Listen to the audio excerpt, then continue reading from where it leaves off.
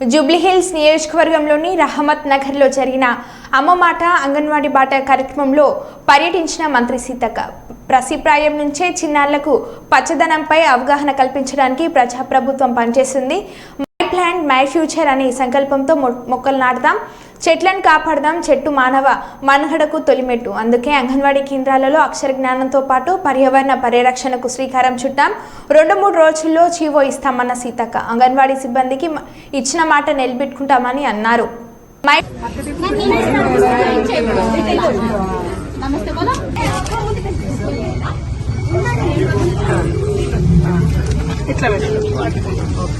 Good good good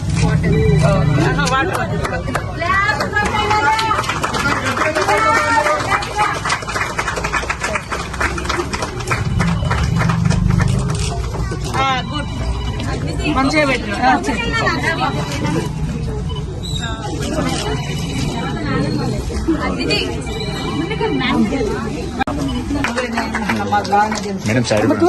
దూరం ఉందన్న ఏమంటుంది మేడం? పాపం బట్టి గారు కూడా నేను చేయడానికి ఇస్తామని అన్నారు. అదే కదా టైం అంత లోపల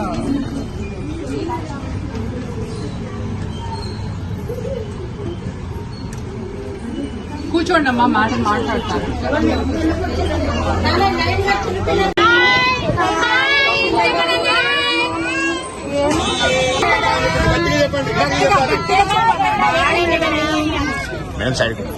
చదువుకోండి, రోజు బడికి రావాలి.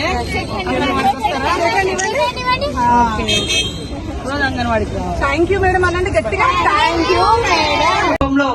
గీసి తయారు చేసి పుస్తక రూపంలో మరి అందించడం జరుగుతుంది.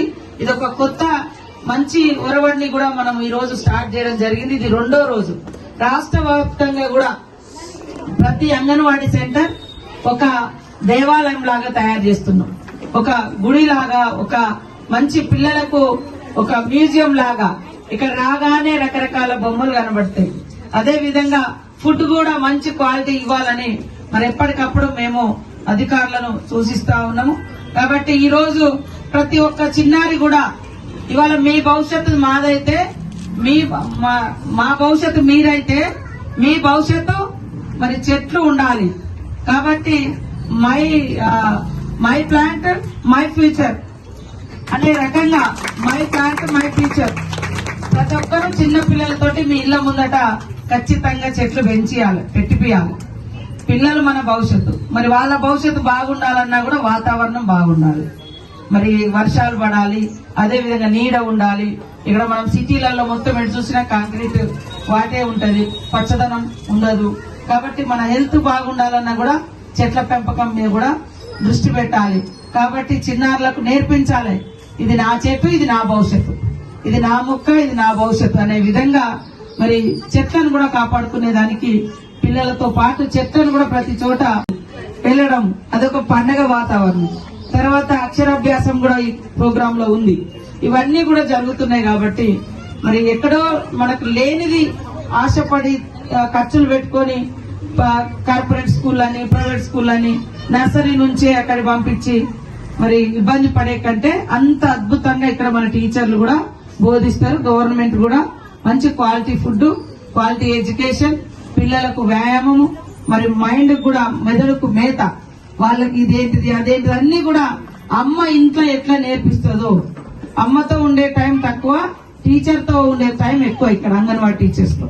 కాబట్టి మీ పిల్లల భవిష్యత్తును చక్కదిద్దాలనే ఈ రోజు మన ప్రభుత్వం కూడా సీఎం రేవంత్ రెడ్డి గారు ఈ యొక్క స్పెషల్ ప్రోగ్రామ్స్ కు వారు మనకు పర్మిషన్ ఇచ్చి మరి 7 రోజులు స్పెషల్ డ్రైవ్ కూడా పెట్టి పిల్లలందరినీ కూడా స్కూళ్లలో చేర్పించే కార్యక్రమాన్ని చేస్తా ఉన్నాం. తల్లులందరూ కూడా సహకరిస్తున్నందుకు మీ అందరికి హృదయపూర్వక నమస్కారాలు.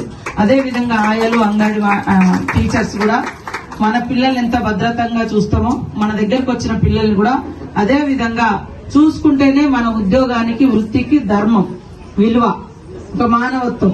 మనం ఇక్కడ జీతాలు తీసుకుంటాం కానీ ఈ పిల్లల్ని మా పిల్లలు కాదు కదా అనే చూస్తే మన పిల్లలు కూడా బాగుండాలి, వారు సంతోషంగా ఉండాలంటే ఈ పిల్లల్ని ఫస్ట్ సంతోష పెట్టాలి. సో ఇవి 2 కూడా మనకు 2 బాధ్యతలు. కన్నందుకు వాళ్ళ బాధ్యత, డ్యూటీ చేస్తున్నందుకు అమ్మలో ఆయన చూసుకోవాలి, అమ్మతనాన్ని టీచర్లు, అంగన్వాడీ టీచర్లు చూసుకోవాలి. కాబట్టి మీరందరూ కూడా అమ్మ మాట అంగన్వాడీ బాటను సక్సెస్ చేస్తున్నందుకు మీ అందరికీ కూడా పేరు పేరున హృదయపూర్వక నమస్కారాలు. అదే విధంగా ఎవరు కూడా రిటైర్డ్ అయ్యేటువంటి వాళ్ళు ఆందోళన పడకండి.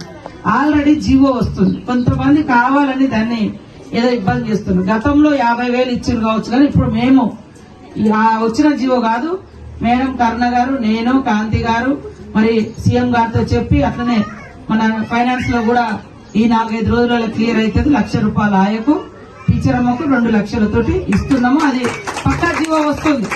కొంత ఇప్పుడు ఏంటంటే రుణమాఫీ అటు ఇటు ఉండి కొద్దిగా డిలే అవుతుంది తప్ప తప్పకుండా మాట ఇచ్చినా మాట నిలబెట్టుకుంటాం.